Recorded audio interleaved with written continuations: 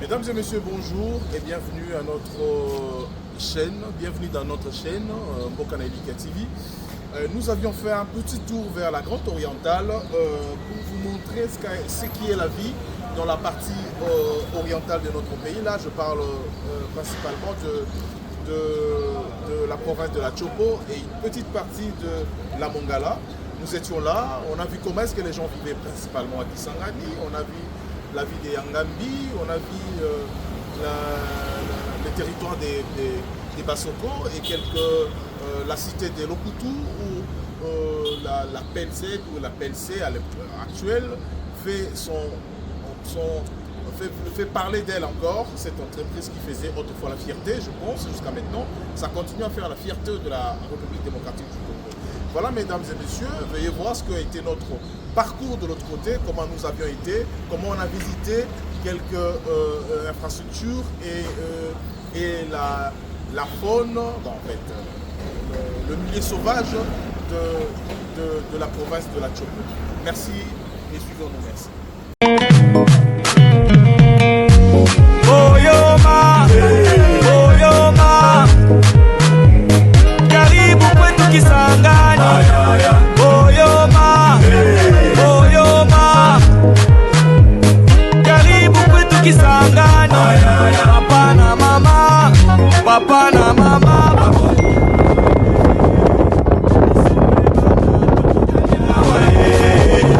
Papa na mama,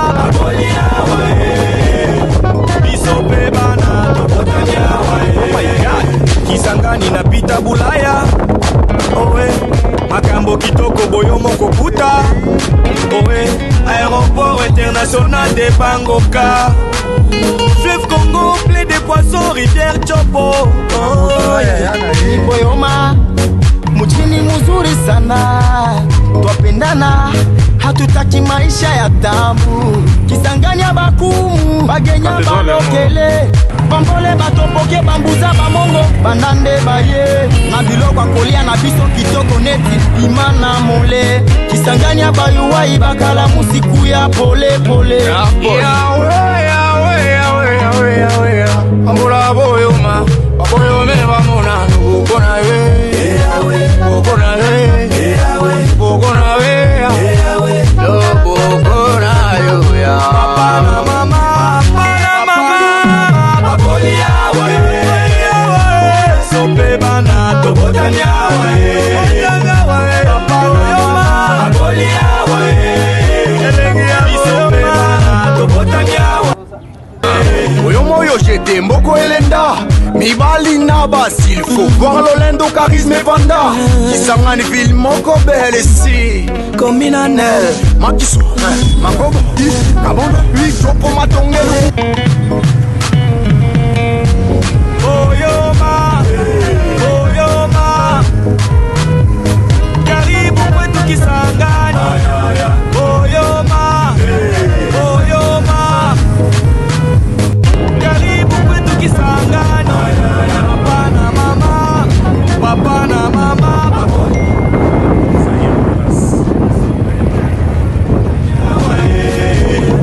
Papa na mama,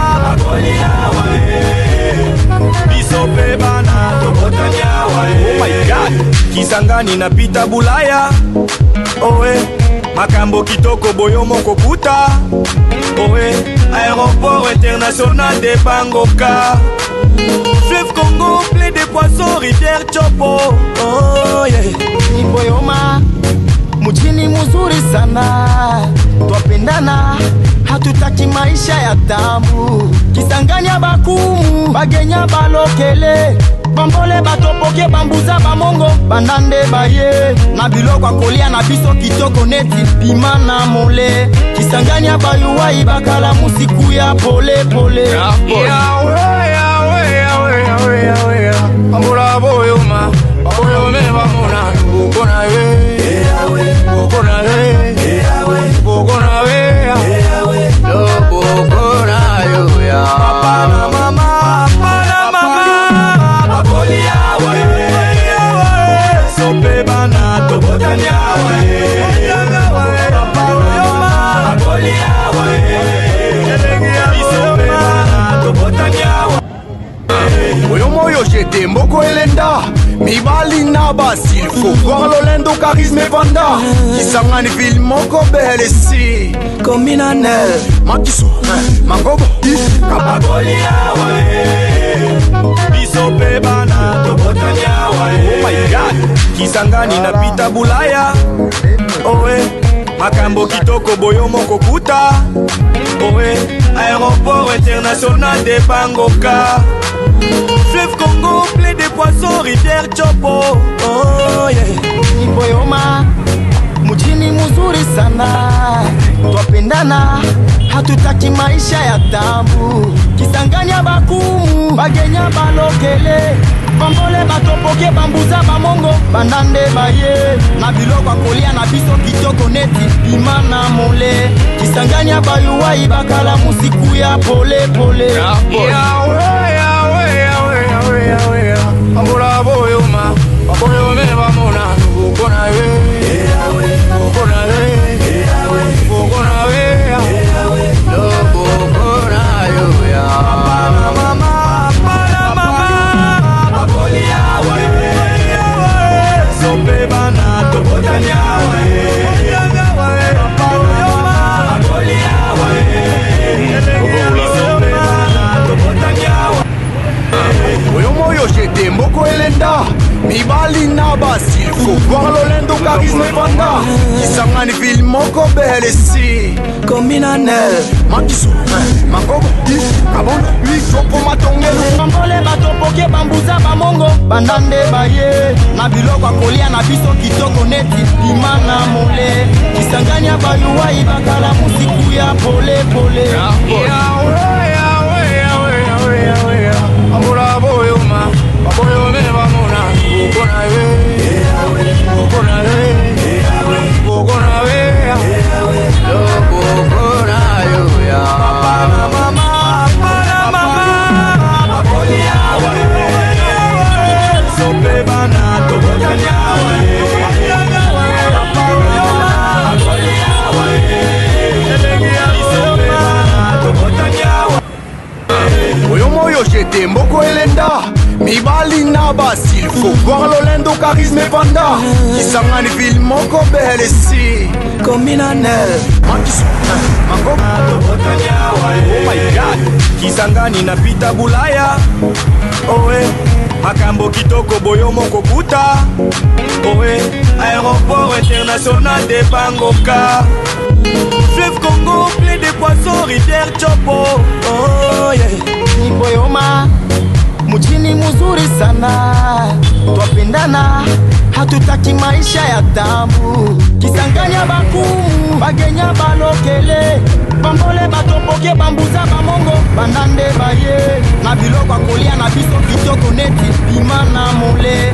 Kisangani bayuwai bakala musiku ya pole pole Ambula boyoma Baboyome bamona Nukona we Nukona we Nukona we Nukona yo ya Mama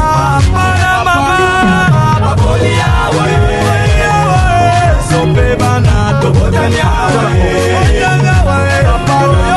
Baboli yawe Sope bana Tobotani yawe Owe Makambo kitoko boyo moko kuta Owe Aéroport international de Bangoka Fleuve Congo plein de poissons rivière Chopo Oh yeah Niboyoma Mujini muzuri sana Twapendana hatutaki maisha ya tabu Kisangani bakumu bagenya balokele Bambole batopoke bambuza bamongo Bandande baye Na biloko kolia na biso kitoko neti Imana mole Kisangani bayuwai bakala musiku ya pole pole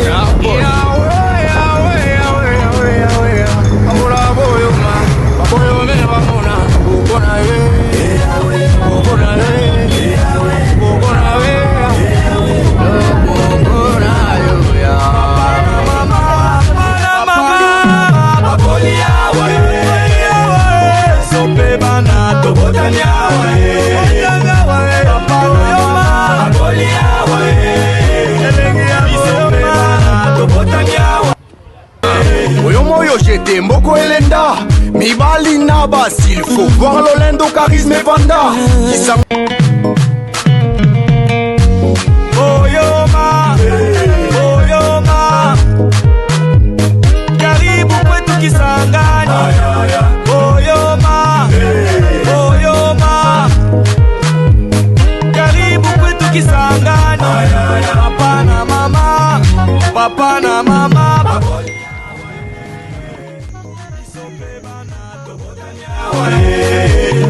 Papa na mama,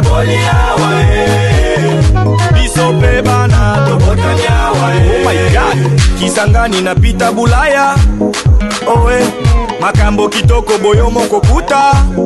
Owe, aéroport international de Bangoka. Fleuve Congo, fleuve des poissons, rivière Chopo. Oh yeah.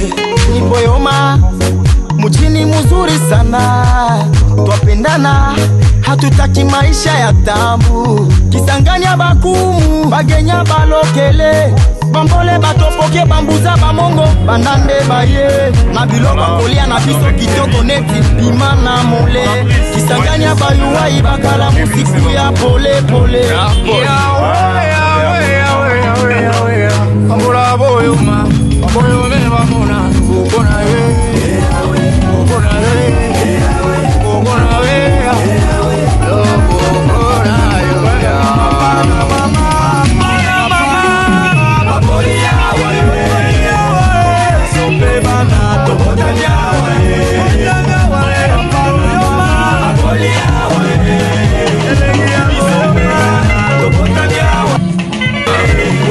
J'étais Mboko Elenda Mibali Nabas, il faut voir l'Olendo charisme et Vanda Kisangani ville Moko BLC.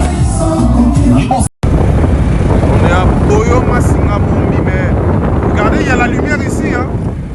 Il est 20h, mais regardez, il y a la lumière. C'est mieux qu'à Kinshasa. C'est mieux qu'à Kinshasa hein.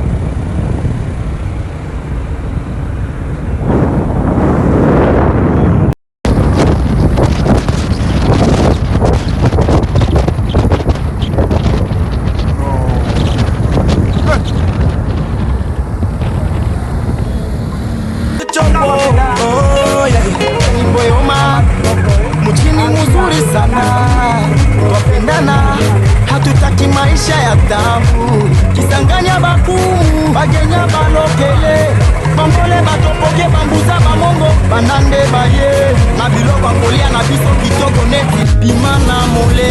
Kisangani ya bayuwai bakala musiku ya pole pole. Ambula Boyoma, Boyome bamona, bukona we, bukona we, bukona we. Papa na mama,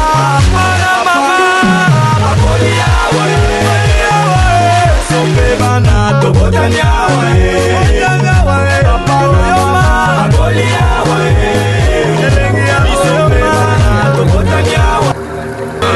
Yomoyo j'étais Mboko Elenda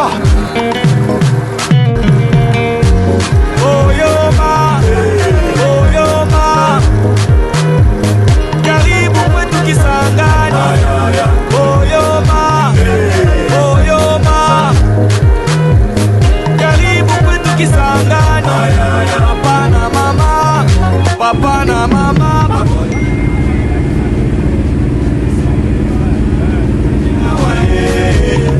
Papa na mama, biso pe bana tobotanya wae. Oh my God, Kisangani na pita Bulaya. Owe, makambo kitoko boyomo kokuta. Owe, aéroport international de Bangoka. Fleuve Congo, fleuve des poissons, rivière Chopo. Oh yeah. Ni Boyoma, mjini mzuri sana, twapendana, hatutaki maisha ya tabu. Kisangani ya bakumu, bagenya balokele, bambole batopoke bambuza bamongo, banande baye, na biloko kolia na biso kitoko neti, bimana mole. Kisangani ya bayuwai bakala musiku ya pole pole. Ambula Boyoma, Boyome bamona, bukona we, bukona we.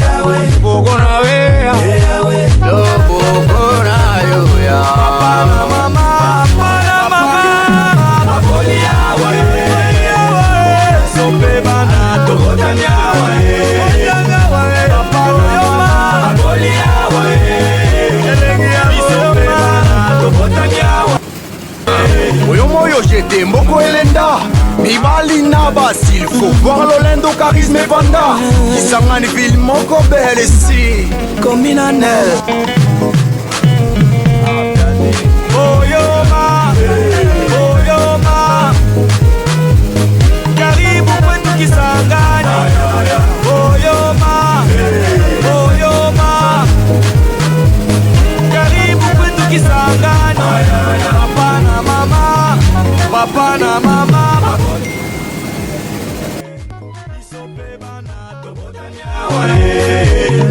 Papa na mama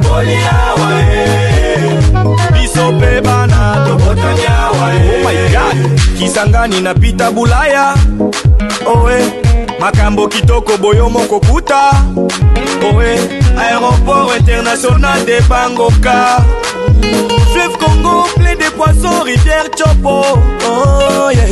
Ni Boyoma mjini mzuri sana twapendana hatutaki maisha ya tambu Kisangani ya bakumu Voilà, c'est la paroisse Sainte-Marie de Bassoko. Voilà, c'est nous. Le grand édifice a été bâti,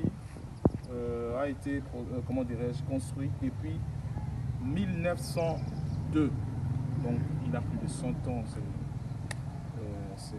Elle a plus de 100 ans cette structure. Donc, elle est vieille, mais elle tient toujours. Ça demande la réhabilitation. Regardez les fissures. Il y a des fissures. Il y a des fissures. Il y a des fissures. C'est un peu ça.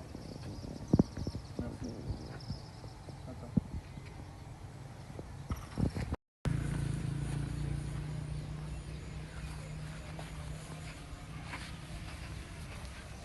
École primaire Aruim de Bassoko. Tous les grands noms de Bassoko dans les territoires, en fait, tous les grands noms de la grande province orientale, ceux du territoire de Bassoko ont étudié ici. C'est alma mater.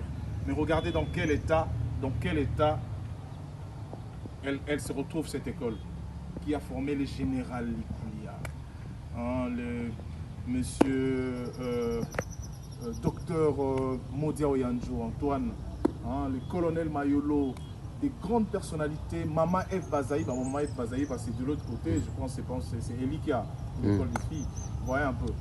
Beaucoup de noms que d'autres personnes, Maman Moleko, c'est Elika, je pense aussi, et beaucoup d'autres noms de la province, des grands noms de la province orientale, étaient ici à cette école, l'école Aruim. Voilà, c'est un peu ça.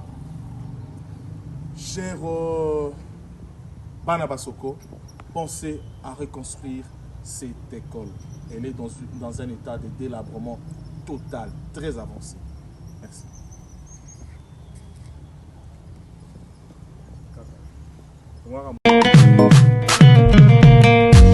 Boyoma, Boyoma Karibu kwetu Kisangani Boyoma, Boyoma Karibu kwetu Kisangani Papa na mama, papa na mama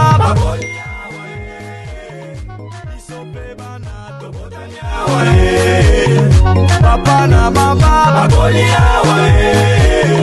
biso pe bana tobotanya wae. Oh my God, Kisangani na pita Bulaya oe makambo kitoko boyomo kokuta oe aéroport international de Bangoka fleuve Congo plein de poissons rivière Chopo oh yeah. Ni Boyoma mjini mzuri sana twapendana hatutaki maisha ya tambu Kisangani ya bakumu bagenya balokele bambole batopoke bambuza bamongo banande baye na biloko akolia na biso kitoko neti pima na mole Kisangani ya bayuwai bakala musiku ya pole pole Ambula Boyoma baboyome bamona nubukona we bukona we bukona we bukona yo ya papa na mama babolia we sope bana tobotanya we papa na